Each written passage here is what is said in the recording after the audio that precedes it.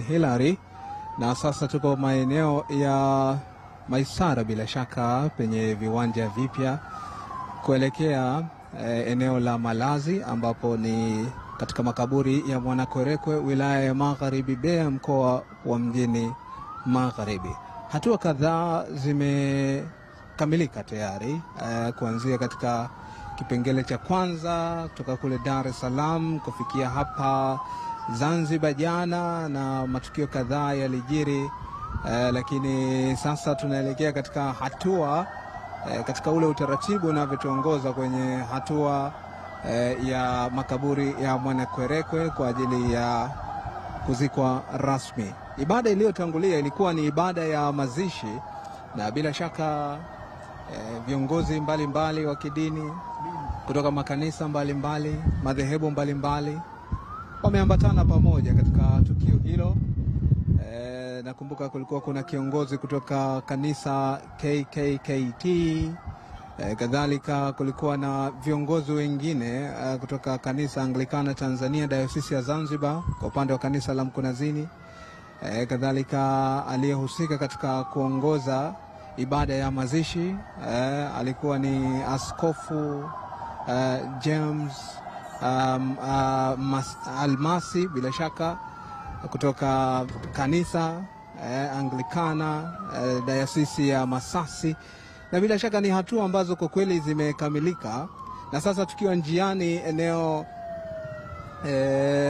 la barabara hii ya Kilimani kuelekea katika hatua ya mafikio yake Bwana Charles Martin Hillary, na eneo hili basi lipo mkabala na eneo la Jang'ombe. Tunaweza kusema ni eneo ambalo alizaliwa Uncle Charles Martin Hillary kutoka mwaka 1959. Utaona kwamba ni miongoni mwa watu ambao walipata bahati kubwa ya kuishi umri mkubwa, lakini bado Watanzania na walio nje ya Tanzania wanamtamani katika maeneo mbalimbali. Kama tunavyofahamu, ni miongoni mwa watu ambao wamepiga jeki tasnia ya habari kwa ujumla, kadhalika michezo.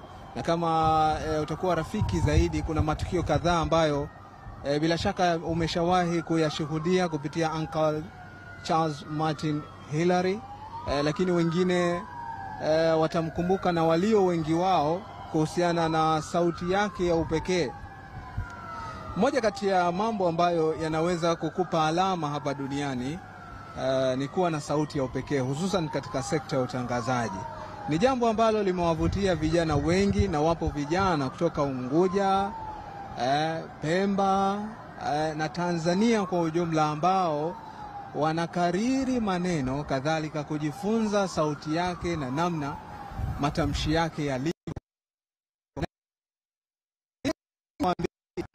Ni miongoni mwa silaha zilizomsaidia Uncle Charles Martin Hillary katika kuwa na weledi na ufanisi kwenye sekta hii ya utangazaji kwa ujumla, kwa sababu mazingira utaona kutoka mwaka 59, lakini tukija mwaka 68, na kuna shule alizisoma hapa, skuli nyingi tu, Sateni, lakini Haile Selassie.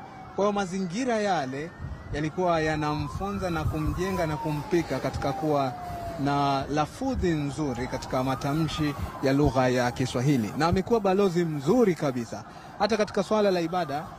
Baadhi yao wanatueleza na miongoni mwa viongozi waliosimama katika kanisa Anglikana Tanzania Dayosisi ya Zanzibar, kanisa la Mkunazini, walitueleza pia kuna baadhi yao walikuwa wakikosolewa kabisa juu ya matumizi ya lugha. Kuna siku kiongozi mmoja aliwahi kusema katika mahubiri yake alitumia neno kumbini humu kuna mabaibui, lakini Uncle Charles Martin Hillary baadaye akamwelekeza, akamwambia kwa Kiswahili hayo hayafahamiki hivyo, bali yanafahamika kama matandabui. Kwa hiyo utaona ni balozi mmoja ambaye amepiga jeki kwenye swala hili la matumizi fasaha ya lugha ya Kiswahili. Na ikiwa msafara wetu unaendelea, tupo hapa katika eneo la Mazizini mkabala na kambi ya jeshi, na bila shaka msafara huu umeambatana na viongozi pia mbalimbali. Kama unavyoshuhudia nyuma yetu hapo kwenye runinga yako, utaona kuna ambulance, hiyo gari ya wagonjwa, lakini pia utakuta kuna gari nyinginezo nyingi sana, wakiwemo maaskofu wa makanisa mbalimbali ambao pia tulihudhuria nao pamoja muda si mrefu, lakini utaona bado wanaendelea kuambatana nasi katika hatua hii ama zoezi hili la kumsindikiza mzee wetu, baba yetu, kaka yetu, anko yetu Charles Martin Hillary. Na hii ni kutokana na kutugusa pia hata kwenye ukiacha tu swala la utangazaji au tasnia ya habari, lakini utaona katika hatua nyingine ambayo ni katika swala la ibada.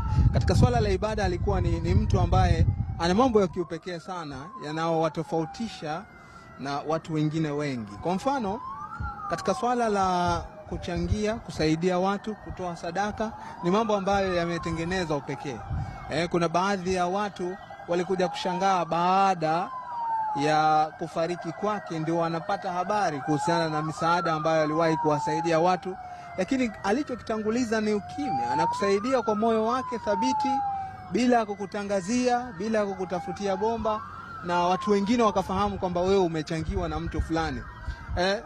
Hata katika tasnia hii ya habari, awali nilipata nafasi hata ya kufanya mahojiano na chombo fulani.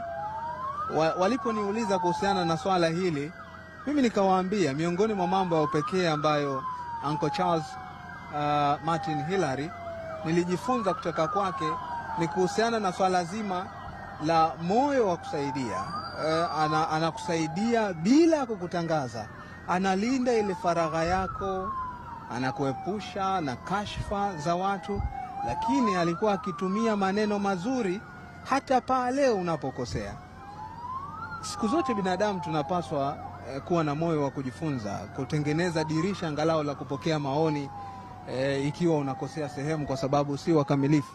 Sasa miongoni mwa mambo ambayo mara zote katika maisha yangu nitakumbuka ni juu ya yeye kuchukua hatua pindipo mimi nakosea, basi akanirekebisha kwa lugha nzuri, lakini hata pale ninapofanya vizuri basi hakusita kunipongeza na kuendelea kunipa motisha, kwa sababu ni mtu ambaye amefanya kazi maeneo mingi na uzoefu mkubwa, na wala haikutokea hata siku moja kujikwaza mbele ya wengine. Alipokuwa karibu nasi alitengeneza muda, alitengeneza hisia za wale anaokaa nao, bila kuzingatia imani yako, bila kuzingatia umri wako, rangi yako au muonekano wako, lakini alitengeneza mazingira ya sote kujihisi tupo pamoja. Na kwa kweli nilikuwa najisikia fahari sana kuzungumza mambo mbalimbali, hata changamoto ambazo kwa namna moja ama nyingine wanazipitia. Basi alikuwa ni mtu ambaye mara zote atakupa moyo na atakuambia kwa lugha rahisi ambayo itakufanya useme mimi hakuna changamoto yoyote katika maisha haya, ikiwa kazi, ikiwa katika jamii, ambayo itanipiga mateke, ambayo itanishughulisha. Sasa mtazamaji, ikiwa bado tuko katika safari, tuko katika eneo hili la kwa Mchina Mwanzo, bila shaka ni eneo ambalo hivi karibuni tu miongoni mwa ile miradi ya maendeleo tulishuhudia uzinduzi wa nyumba za kisasa ambazo zipo chini ya shirika la nyumba. Hizi ni nyumba ambazo tayari watu wameshapatikana, lakini pia kuna programu maalum ambayo inawakurubisha watu wengine ambao wanahitaji huduma za makaazi katika nyumba hizi. Basi kuna programu maalum ambayo imezinduliwa hivi karibuni inayofahamika kama ZHC Connect, ambayo hii inatuunganisha wale ambao tunahitaji nyumba za makaazi ambazo zipo chini ya ZHC kupata huduma hizo. Na sasa kama unavyoshuhudia mtazamaji, viongozi wengine ambao wameambatana nasi katika msafara si maaskofu tu wa makanisa mbalimbali, lakini kuna viongozi wengine wa serikali ya mapinduzi ya Zanzibar, lakini kuna viongozi wengine wa serikali ya Jamhuri ya Muungano wa Tanzania, na unaweza kujiuliza mbona viongozi wa pande zote pia wamefika hapa? Ni kwa sababu ya kugusa kwake maeneo hayo. Tutakumbuka vizuri mwaka 2021 baada ya Uncle Charles Martin Hillary kupata uteuzi kutoka Ikulu ya Zanzibar kuwa mkurugenzi idara ya mawasiliano Ikulu, mpaka mwaka 2025 ni takriban miaka 4 ameweza kuhudumu katika nafasi hiyo. Lakini yale matukio ambayo yalikuwa yanahusu idara yake, yanahusu Ikulu kwa ujumla, hayakuwa ni matukio ambayo yanasambazwa tu kwa upande wa Zanzibar, lakini pia kulikuwa na ushirikiano mkubwa kutoka vyombo vingine na taasisi nyingine za Jamhuri ya Muungano wa Tanzania. Kadhalika tumeona baadhi ya taarifa ambazo zimetolewa na msemaji mkuu wa serikali akitueleza juu ya uhusiano wake na Uncle Charles Martin Hillary. Utaona katika kofia ambazo zilizopo ni zile kofia ambazo zinashabihiana, kwa sababu sote tunajenga Tanzania moja. Utaona taarifa zilizokuwa zikitolewa hazikuwa ni taarifa ambazo zinaishia kwa wakati huo tu, lakini taarifa ambazo zilikuwa zinadumu kwa wakati mrefu sana, ni kutokana na ubunifu na mikakati mbalimbali ambayo Uncle Charles Martin Hillary aliibuni katika kuhakikisha idara hii inakwenda mbele kabisa.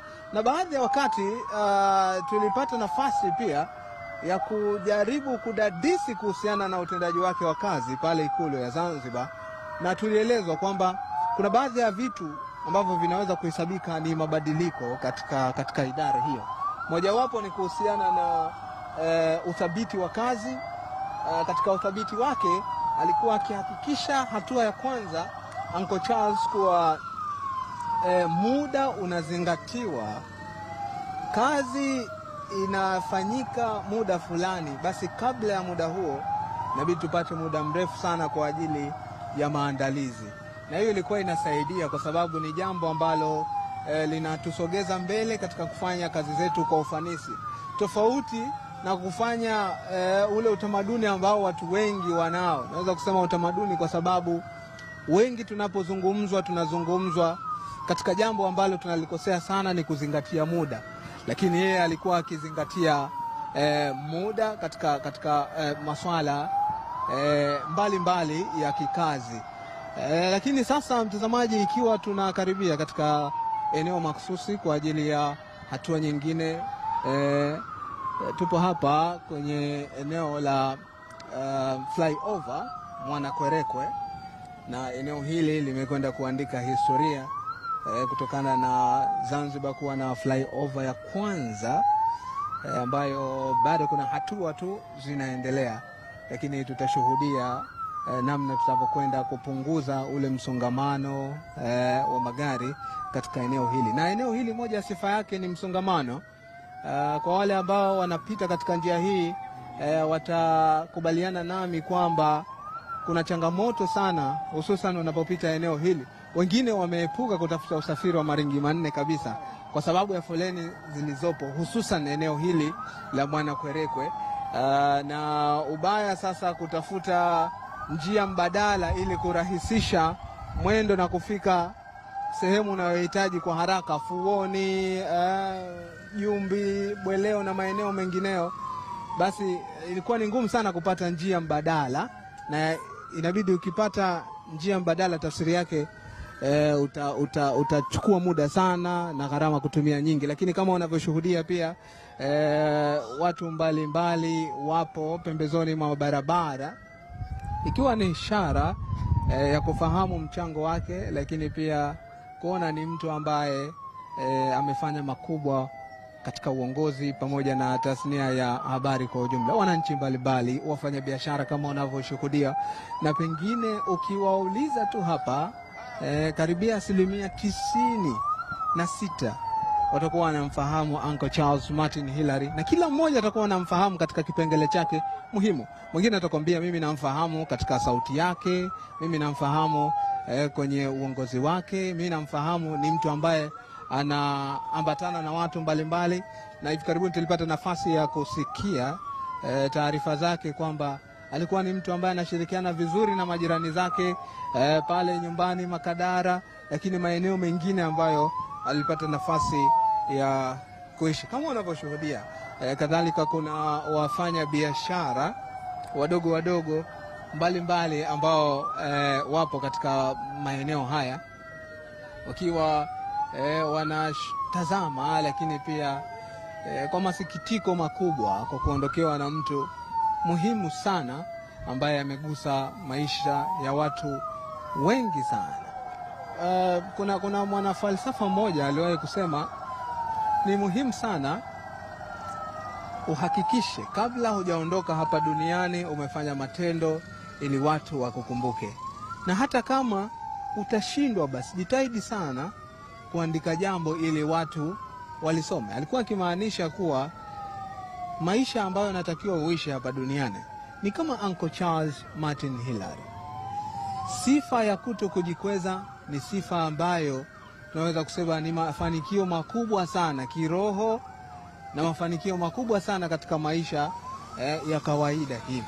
Kwa hiyo utakuta kwamba mkusanyiko huu unaambatana na falsafa hiyo moja kubwa sana ya kuto kujikweza, labda kwa sababu umepata uzoefu kupitia maeneo mbalimbali. Na sasa mtazamaji, ikiwa tunakaribia kufika katika eneo letu rasmi kwa ajili ya mazishi hapa ya Uncle Charles Martin Hillary, tupo katika eneo hili la Mwanakwerekwe, na ambapo pia ukitazama upande wa kushoto kwetu kuna makaburi ya Waislamu, lakini upande wa kulia kuna makaburi ya Wakristo, ambapo huko tunaelekea moja kwa moja katika kuhakikisha swala hili linakwenda kukamilika. Na bila shaka haitaishia hapo, bali sasa nafsi zetu zitakuwa bado zimebeba mambo mengi ya kuendelea kukumbuka kuhusiana na Uncle Charles Martin Hillary. Katika mambo ambayo shangaza sana ni swala hili ambalo labda leo tunalishuhudia kuhusu viongozi wengine ambao hata siku moja hatukupata nafasi ya kuwasikia labda wakimzungumza na vitu kama hivyo, lakini wakuja kusikia taarifa kwamba ni watu ambao walikuwa nao karibu sana, na wakati mwingine walikuwa wakipata busara zake na heshima zake. Kadhalika pia swala la kuendeleza majukumu ya kikazi katika hatua hizo, viongozi mbalimbali wamejifunza katika kofia